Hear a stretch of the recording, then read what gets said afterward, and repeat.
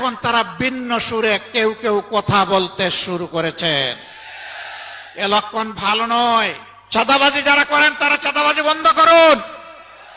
দখল বাণিজ্য যারা করছেন দখল বাণিজ্য বন্ধ করুন।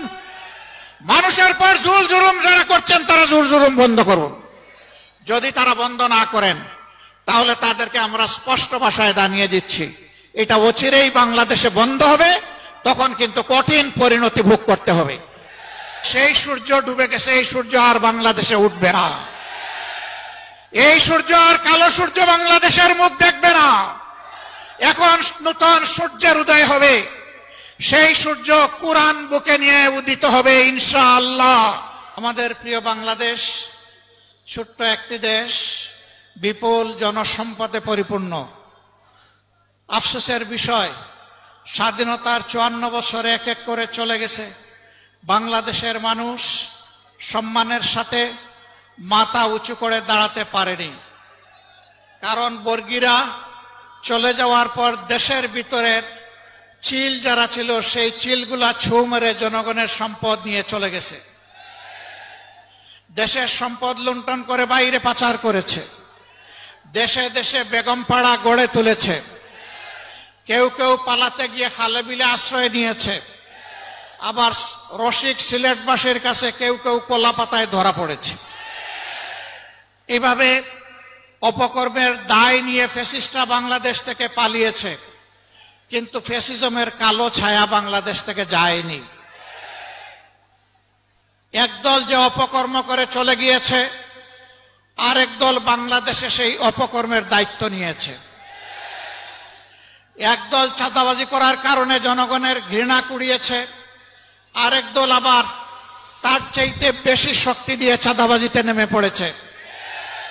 একদল দখলদার বনতে গিয়ে জনগণ তাদেরকে প্রত্যাখ্যান করেছে, আরেক দল বেপরোয়া দখলদার হয়ে উঠেছে। একদল জনগণের জানমাল নিয়ে ছিনিমিনি খেলেছে। আলেম ওলামা বিরোধী রাজনৈতিক নেতৃবৃন্দকে হত্যা করেছে, খুন করেছে, ফাঁসি দিয়েছে, নির্যাতন করেছে, পঙ্গু করেছে, জেলে পড়েছে, দেশ ছাড়া করেছে।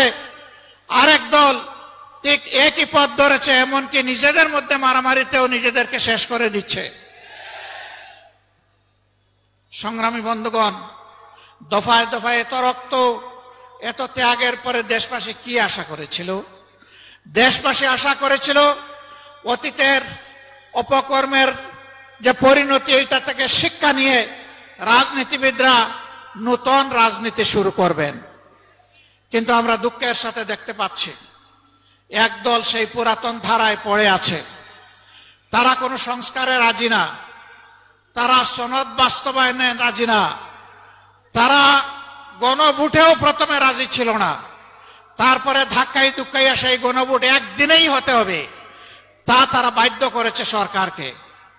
এখন আবার কোথাও কোথাও আমরা ক্ষীণ সুর শুনতে পাচ্ছি, যারা এতদিন নির্বাচনের জন্য নির্বাচন করে জনগণকে বেহুশ করে তুলেছিল, এখন তারা ভিন্ন সুরে কেউ কেউ কথা বলতে শুরু করেছেন। এ লক্ষণ ভালো নয়। তারা বুঝতে পেরেছেন তারা যে সমস্ত কর্মকাণ্ড বাংলাদেশে পরিচালনা করছেন, বাংলাদেশের জনগণ তাদেরকে আগামী নির্বাচনে লাল কার্ড দেখানোর জন্য প্রস্তুত হয়ে গিয়েছে। এই লাল কার্ড দেখা থেকে বাঁচতে গিয়ে যদি কেউ আগামী নির্বাচনকে ভণ্ডুল করার চেষ্টা করেন, আমরা মহান আল্লাহর উপর ভরসা করে বলছি, তাদের সকল ষড়যন্ত্র এদেশের সংগ্রামী জনগণ ভণ্ডুল করে দেবে ইনশাআল্লাহ। কেউ যদি আবার চিন্তা করেন জনগণের সমর্থন পাব না, তাহলে বাঁকা পথে প্রশাসনিক কুর মাধ্যমে আমরা নির্বাচনের ক্রেডিট হাইজ্যাক করব, তাদেরকে বলবো, বন্ধু, সেই সূর্য ডুবে গেছে, এই সূর্য আর বাংলাদেশে উঠবে না। এই সূর্য আর কালো সূর্য বাংলাদেশের মুখ দেখবে না। এখন নতুন সূর্যের উদয় হবে। সেই সূর্য কোরআন বুকে নিয়ে উদিত হবে ইনশাআল্লাহ। বাংলাদেশ থেকে অপশাসন দূর হবে। মোটে মাঝি শ্রমিক ছাত্র জনতা, এই বাংলাদেশ হবে তাদের বাংলাদেশ। লুটেতাদের হাত থেকে উদ্ধার করে বাংলাদেশ তুলে দেওয়া হবে দেশপ্রেমিক জনগণের হাতে ইনশাআল্লাহ। আমাদের যুব সমাজ যেই আকাঙ্ক্ষা নিয়ে রক্ত দিয়েছে, তাদের আকাঙ্ক্ষার সাথে আর দল সম্পূর্ণ একমত। এই আকাঙ্ক্ষার বিপক্ষে যারা দাঁড়াবেন, জনগণ আগামী নির্বাচনে তাদেরকে আর ক্ষমা করবে না। আমি অত্যন্ত বিনয়ের সাথে বলতে চাই, আজকে দেশপ্রেমিক সকল ইসলামী দল এবং আরো কিছু দেশপ্রেমিক দল মিলেই 8 দলীয় আমাদের কর্মকাণ্ড পরিচালিত হচ্ছে। 2-1টি ইসলামী দল এখনো তার বাইরে আছেন। আমি বন্ধুদেরকে অনুরোধ করব, সকল ধরনের মুহের জাল ছিন্ন করে আপনারা আপনাদের আঙ্গিনায় চলে আসুন। এই আঙ্গিনা আপনাদের আঙ্গিনা। এখন যেখানে ঘোরাফেরা করছেন, এটা আপনাদের আঙ্গিনা না। তাদের শীর্ষ নেতারা বলেন, আমরা শরিয়া আইন বিশ্বাস করি না। তারা মুসলমানদেরকে মৌলবাদী জঙ্গি বলেন। তাদের সাথে আপনাদেরকে মানায় না, আপনারা বড় বেমানান হয়ে গেছেন। সেখানে যেখানে মানায়, ঘরের ছেলে আপনারা ঘরে চলে আসুন।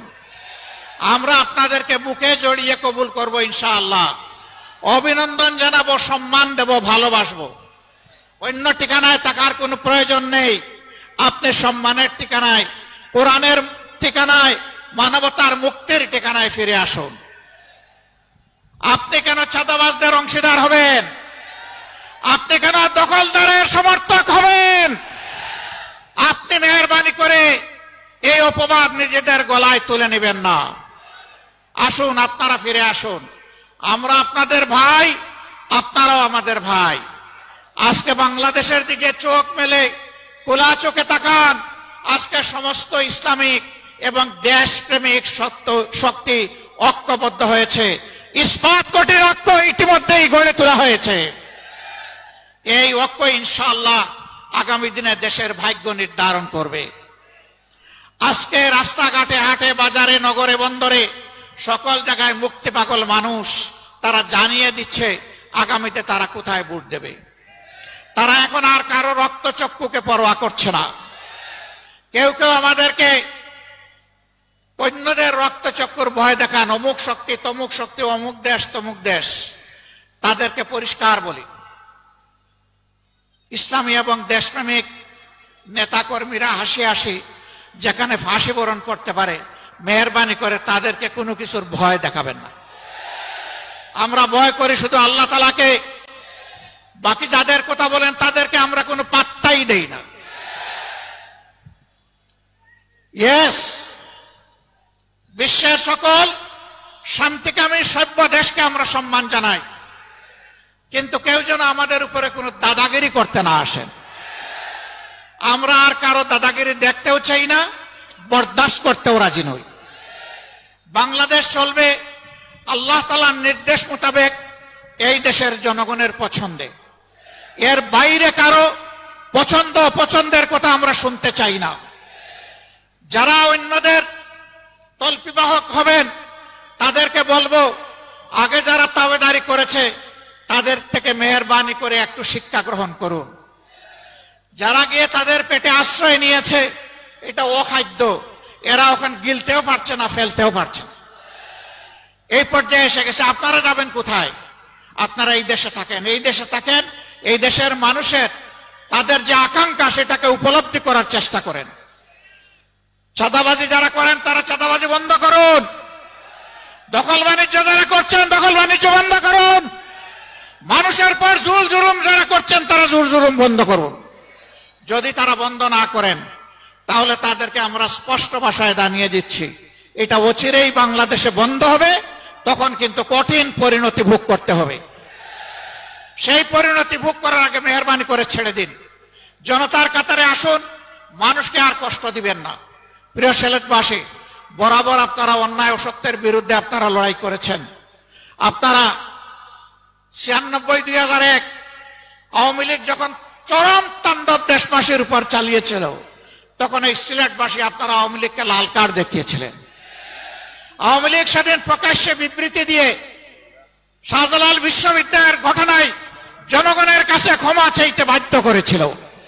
এর থেকে প্রমাণিত হয় কখনো অন্যায় এবং অসত্যের যারা অনুসারী তাদেরকে আপনারা বরদাস্ত করেন নাই।